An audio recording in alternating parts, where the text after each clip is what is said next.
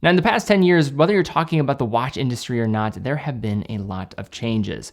But for the watch industry, an industry that is very much reliant on kind of remaining to form of classic traditional types of art, it's still a place that has undergone a tremendous amount of change in the last 5 to 10 years. So in this video, we're going to be looking at 5 bad and good things that have changed in the past 5 to 10 years in the world of watch collecting and watch enthusiasm. And the reason why I wanted to make this video is because I think it's good to reflect on how things have changed, where we're going in the future, and I think it allows us to have the right mindset as we continue forward. Is Rolex a nonprofit? In our latest article, we discussed some of the details around the structure of the Rolex organization, such as its status being run by the Hans Wilsdorf Foundation, who are the key individuals now involved and leaders, and other interesting aspects of its development that have now led them to become far and away the biggest name in the world of watchmaking. Check out the article in the description down below. So now let's kick it off with bad news first, and then we'll go to good news. We'll alternate back and forth. My first point here for the bad is just the hype culture. So social media adoption has created a wave of interest and hype around watches that previously was absolutely just not there. It's not to say that social media didn't exist 10 or so years ago, it just didn't impact the watch industry like it has, and I would say really the last 3 to 4 years especially. I think this has been spurred on by a variety of different things. Number one are the auction houses. This has just created this fervor and all these taglines and lines in the newspapers, or I shouldn't say newspapers anymore, I should say on articles online where things have just gone out of control, and that is maybe a leading indicator for some of this hype that would then follow. Then you have the industry being pretty much bigger than ever. When you're talking about where it's positioned, when we're talking about luxury watches in Switzerland especially, things are doing very well from that luxury tier, not across the entire industry, but that strong fortified section of the entire industry is doing very well. Then you have the investment buyers, all the gray market and secondary market flippers. All of these factors contribute to this hype, and this is almost a necessary evil when it comes to things getting more popular, but at the same time, it has eliminated many enthusiasts from getting watches that they ultimately want and creating more social pressure in the environment where more people are focused on what is the most hyped watch, owning the best and newest, nice, cool thing instead of actually owning a watch because you love it. Now we shift over into the positive. So this one is going to be looking at more reliable and readily available information about watches. Even 5 or so years ago, to find a video about a watch that you were looking to buy was not a gimme by any means. In most cases, you're not going to find it, especially if it was not one of the most mass appealing and most popular watches on the market. You really had to kind of go in the dark for many of your watch purchases. That was the same for looking at watches online, searching on Google, a variety of different places. Instagram was not nearly as full of different buyers and owners of watches that could maybe be able to provide some information to you about a future purchase. Getting reliable information both from outlets as well as brands. Brands themselves didn't really have sophisticated websites even 5 to 10 years ago. They've really improved in that regard. This is all created to information that is way more readily available. The amount of time it took to learn more about watches and try to go through the forums and figure out, what is fact, what is fiction, it was a complete crapshoot. And in many ways, you just had to just spend more time doing your research on your own. Now you can just take that fast track to become a way more knowledgeable watch enthusiast and collector because the information is just out there. Press and media outlets are far and away more thorough in how they're getting information, supplying information, creating content. More people are able to get access to that information and be able to also provide their own take. You have more people actually just creating content about watches, and I think this is a good thing. It creates an active community, it gets more people talking, more opinions, more information, more ways to bounce ideas off of one another, and creating just a better point of communication and camaraderie amongst everybody involved. For our next negative point, we have availability. This one has to be on here. If you think about 10 years ago, you could just walk into a Rolex AD and just grab a Rolex Submariner and walk out. That day did exist, but nowadays, very different story. Boutique editions becoming more of a thing, waitlist at ADs, some sketchy types of hoops to jump through to even get a chance to buy a watch that you love or want to own. This was not an issue years ago. Now it is. I think brands have now started to realize that there is some value in keeping some scarcity to what they're doing. There's obviously some intention behind the brands, but this also goes hand in hand with the hype culture. When things become more difficult to obtain, more people ultimately want them. This is just how human nature tends to work. This has created a strain on some of the most in-demand brands, and availability in turn has also followed suit. And for many brands, it's become more of a popularity contest. How much business have you done with us in the past, instead of who maybe is the best person to be wearing this watch based on their enthusiasm for that piece. Obviously a negative. And for the second positive point, I think this is one of the strongest points on this entire list. This is just simply having more variety. Whether you're talking about larger mainstream brands and what they're producing, just producing more watches, thinking about their styling more intentionally and what the consumer would want. I think that's one aspect, and they're producing variety of case sizes, styles, so more people can be accommodated for. But you're just getting more brands and people that have this entrepreneurial spirit. They're getting their hat in the ring when it comes to watch making and watch just manufacturing. I would say one of the biggest success stories of the last 20 years has to be the rise of the independent watchmaking scene. It's been incredible to see. You have a variety of different things to choose from as more mainstream brands start to have all this hype that gather around them, and you lose a sense of the luxury experience, turning people away. Consumers are looking at other manufacturers that can create that more bespoke experience. Then you have the whole sphere of microbrands, which has exploded to a degree that I can't even fathom at this point. There's like a new microbrand popping up every week, and a lot of them are pretty good, or they're producing a product that if it was 10 years ago, I mean, I think they would be like the new coolest thing for some of them. And now we just see it as like, all right, it's another brand in the mix. But I think people are starting to figure out the formula. You have so many different options to choose from. That attainable tier is simply insane. I just think about what was available to me. Like if you were looking at a watch, even like 5 to 7 years ago, under $500, you had a short list of options, and most people were all going after those same watches. Now you have micro brands, mainstream brands, everyone is just creating just more watches and really thinking about the end consumer a little bit more. And the amount of new brands that are popping up are starting to get some just enthusiasm around them is great, and I think that is a big win for the consumer. And for point number 3, as a negative here, this is going to be a top-heavy industry. If you look at the industry as a whole, what's happened is most of the attention is being gravitated towards just a few select brands. And if you look at something like the top 10 in Swiss watches, like what percentage do they account for the whole of the Swiss watch industry? 67.7%. And then you look at the person who has the crown in the room, and that is Rolex, of course, and they account for 29% of the Swiss watch industry at the conclusion of 2022. If you look at the US market, 40%. So you're starting to see a wider gap for those that are doing very well from those that maybe aren't doing as well. Even if you look at the top 20 watchmaking brands, this is the vast, vast majority of Swiss watches. And of that, one thing that I think is important to call out is that majority are then going into the luxury market. There's only one brand in the top 20 that is going to have a average retail price under $1,000. That's Tissot. Every other brand is well over $1,000, with most of them being well over $5,000. I think this goes hand in hand with the whole hype idea, where you're seeing more and more people just be fascinated with the same old watches, which I think is a bummer, because for myself, I think watches are a point of expression for your own individuality. Deciding on what watch I'm gonna wear today is kind of a fun exercise, and what you decide to collect, I think, is a further extension of that and showing who you are. If everybody's going after the same watches, we just become a carbon copy of everybody else, and I don't think that's what watches are all about, at least in my opinion. Buy what you want, that's all good, but I do think this very centralized focus around just a small subset of brands does maybe potentially hurt just the creative flair that can come with the art of watchmaking. And I'd like to see more enthusiasm for a wider array of brands, and that's usually what I like to do on this channel, at least try my best to. And then when you're talking about under $1,000, this has just become less and less of a pull to the broader market and being less of the formula with the rise of, say, like smartwatches and different wearables. For good point number 3, we have just better movements. And this is an amazing thing as a consumer. About 5 or 10 years ago, when you were looking at a movement, as long as it worked and did the job, I mean, that was probably enough for most people. But then we started hearing all this language around in-house and all these different features that became points of specifications that people were looking for in a watch. And then when brands didn't have an answer for that, then they had to spring into action, and it created more competition.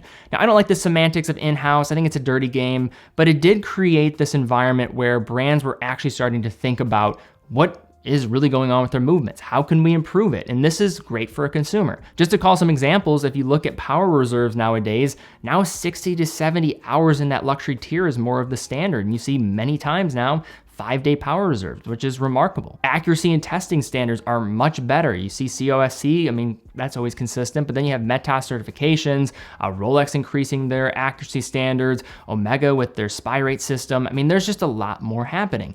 Silicon is also becoming a more standard material when in 2001 really wasn't even a thing when UN came onto the scene with the Freak. Now it's become a standard point for many watches in the area of magnetic resistance, which is a whole nother element is now being marketed more and more and being thought about. Also, when you're talking about different types of complications and movements that are allowing that complication, chronograph movements, especially automatic chronographs. We've seen many more brands that have developed their own integrated chronograph movements, also GMT calibers. I mean, last year, look at all the GMTs that just flooded the market, and true GMTs, which you're talking about a select few for such a period of time. When the Tudor Black Bay GMT came out in 2018, that was really it. But now you pretty much have competition from under $1,000 all the way up to that Tudor Black Bay GMT, where there was basically just reliance on Solitas and ETA calibers just out of the box, and you're getting more movements available. And when talking about third-party providers, you just have more to choose from.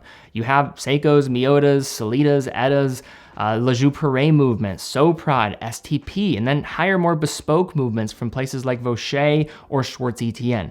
It is just a great time to look at movement tech, and this has improved so much in the last 5 years, 10 years. It's almost not even recognizable compared to where it was. Point number 4 for a negative and a big change that has happened, just price increases. Now, I don't want to be too hard on watch brands for increasing their prices, because the reality is if you've filled up a tank of gas, you went and go buy some eggs recently, you probably have also noticed a dramatic rising of the prices. So this is partly a watch just industry phenomenon, but it's also just a global phenomenon given what has happened in the last few years. So a few things I think I've noticed, and you look at brands like Patek Philippe, Rolex, JLC, Omega, I mean, a lot of these brands have increased their prices. And if you were somebody that was on the fringe and had maybe your eyes set on maybe pulling one of these watches off, you know, the matter of increasing a price by 10% is going to change some things for many people out there. And I think for many people out there, that's a bummer, because they want to own a watch that they love. And with these price increases, it makes it increasingly more challenging for those people to get it. Even for more affordable brands, this has also been the case. But I think a big thing that has happened is also the cleaning up of distribution, which is good for the brands because it allows them to have more control over what is going on. So they're not just going ahead and producing as many watches as possible, and then they just overproduce, and it just depreciates the value of their brand. I think they're just getting more of a sense of control in how to work with the supply and demand, and also understanding the different markets and how just because you make a product for a certain market doesn't mean it's going to flood into a different market. You look at something like JDM models with Seikos. That was the big reason why so many people were able to get Seiko models for so cheap. They're producing so many watches, different markets, and then the internet comes along. Then you have currency manipulation happening with overproduction. It's going to create a lot of different channels that were not intended. So this has all changed the game. The landscape of pricing has become a very different animal. And I think for some consumers, this is a big change that they would say is negative. For the positive point number 4, we have return to classic form. So I don't want to go out and say that classic design, traditional design is always better. I think it's important to always push things forward. But we were in an era for a period of time in like the 2000s to 2000 and like probably 15 is when you started to see things change gradually, maybe even a little bit later, where you had this bling era of the 2010s where, you know, bigger was better, more loud and ostentatious, the better. That was really the way.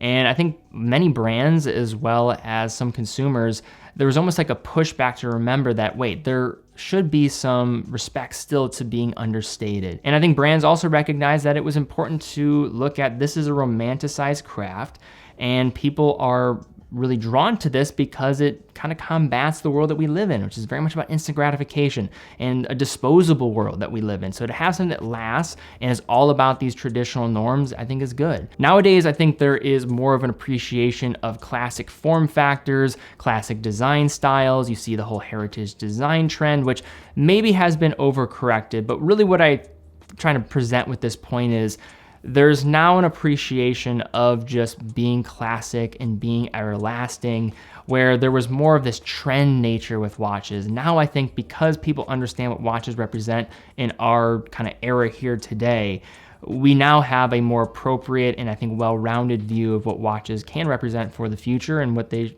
think mean for a lot of different people out there. And that's not to say that traditional, classic, kind of more straight edge type of ideas are the right ones, because they're not. That's not what I'm trying to say here. But I do think we've now appreciated and now respected a little bit more of like why watches have become what they are today, and not forgetting that idea. For point number 5, for a negative, we have the over-polished and commercialized nature of the industry now. So I'm more getting at the concept of, I'm sure that you were maybe watching a video or potentially you were in like the forums. There was something just very homegrown about some guy, doing an unboxing with the family camcorder, doing like a talking head segment with their Lenovo ThinkPad webcam that just looks like trash. There's that grassroots nature of watch collecting that, at times, because things are so much more polished now, it's more popular, you do sometimes feel a little bit more disconnected to like that authentic core rudimentary level of why so many people got into this. And I even try to pinch myself at times to try to make sure that you don't get disconnected from that idea. But even if you look around the industry as a whole, you have a sense of this nowadays. The bar has been risen to a degree where I think it has created a challenge where you sometimes can feel disconnected from the reason why we got into this, and that is just the love of it. It's not always pretty, it's just the fact that there's something cool about this. It doesn't always have to be polished, it doesn't always have to make sense. And I think with all the excitement, the new popularity, it has created a lot of changes in this regard, and maybe pulling away a little bit at that authentic voice in this whole journey here. I think there's also the whole business side of things where I think brands are trying to figure things out, media outlets, including my business. It's hard to keep the bar of a certain content flow, the amount that you're doing, and trying to make a business out of that, and really navigate this whole arena. But for some, I know that there's this whole element of just keeping it raw, just being a watch enthusiast, talking with your buddies and your friends about watches. Like that was so much a part of many people's journeys. And for those that are maybe getting into watches at a different period, they might feel that this has been a disconnect compared to where things are at now. But this is generally just the world that we live in nowadays. Everything is so much about just, this nature of, everything is, on camera, everything is this, everything has to look a certain way. And then it ultimately creates this feel that sometimes happens as an end result. And then for our final point, this is a positive, we'll end on a positive. The better brand and consumer product communication just loop. 10 years ago, I don't think any brand that was sitting up in their corporate office ever cared what the end consumer thinks. And I mean, I don't want to maybe be that extreme, but there was less of an ability to even know what the end consumer thought. You had brick and mortar retailers that were selling the product, not really much of a direct to consumer type of setup. You didn't have social media, so the feedback wasn't there. How people were buying, how people were providing this information and thoughts, it just was not streamlined to the way that it is now. Nowadays, you see a point of communication between brands and then also consumers, and maybe ultimately what they want to see from that brand in the future. And brands, in many cases, are doing it. Now, I'm going to name some examples, and I don't think they're all because of consumers saying and being very boisterous when it comes to what they want to see, but it certainly probably had an impact. I'm not sure if we would have gotten a Tudor Pelagos 39 as soon as we did if we did not have people asking about it on Instagram posts. The same with the Rolex Explorer 36mm. There's so many people that were vocal about seeing a Rolex Explorer, and to think that Rolex listens to a consumer is a crazy thought, but I do believe that there were enough people that were maybe talking about this and seeing where trends were going with certain norms and what people wanted, that it made sense for them to shift back into that case size. To get into a really direct one, look at the Hamilton Murph at 38mm. People looked at the 42mm option, and the whole marketing campaign about that 38mm Murph last year, if you remember, was about, hey, we heard you, we listened, and now we're delivering. That was the general premise of that marketing campaign in that video that launched this product. It was all about, hey, we heard your comments, we wanted to create this because you were asking for it. And that would have never happened over a decade ago. The 222 from Vacheron, if there was not as much like fervor and excitement amongst collectors in the vintage sector, I don't know if that watch would have happened. Zulu Time 39mm, Tag Heuer glass box, the UN Freak returning to form, many different Breitling models like the Top Times, different Navitimer sizes, and models like the Premier and Chronomat. Now, are brands always going to listen to what consumers want to see in the comments and what they leave down there? No, and quite frankly, I don't know if they should, because people act in a certain way and will comment in another, but If it is consistent enough and it is done enough and it is mentioned enough, there is amount of feedback where it becomes very hard to ignore and something you probably should take to heart. And the fact that brands are now listening a bit more, even from the bigger players and especially from independents and micro brands, this is a great thing for the consumers and a great thing for the industry at large, because I think when people act with their wallets and are able to, get what they are asking for, that's a big win for all those involved. But all right, guys, that's my list here today, looking at some of the biggest changes, both positive and negative, in the watch industry in the last several years. Is there one thing, either positive or negative, that was not mentioned in this list that you think is a big thing to call out? Leave a comment down below. Love to have some conversation about this. I know many people are just passionate about this subject and feel a certain way about how things have gone and changed when it comes to the watch industry. So I'd love to see comments down below. Also, if you enjoyed the conversation, the video, please give it a thumbs up, subscribe, and hit the bell icon. Really would appreciate that. And also check out TeddyBaldassarre.com, full authorized dealer of 30 brands, quick and fast fulfillment, dedicated customer support, and a full factory warranty for all the products that we offer. How we're able to fund all of our productions as well is through selling watches on our site. So if you are in the market for a watch, we would love to have your business because it allows us to keep doing what we're doing, and we love what we do. But guys, thank you again so much for watching. Be well, and I will see you all very soon.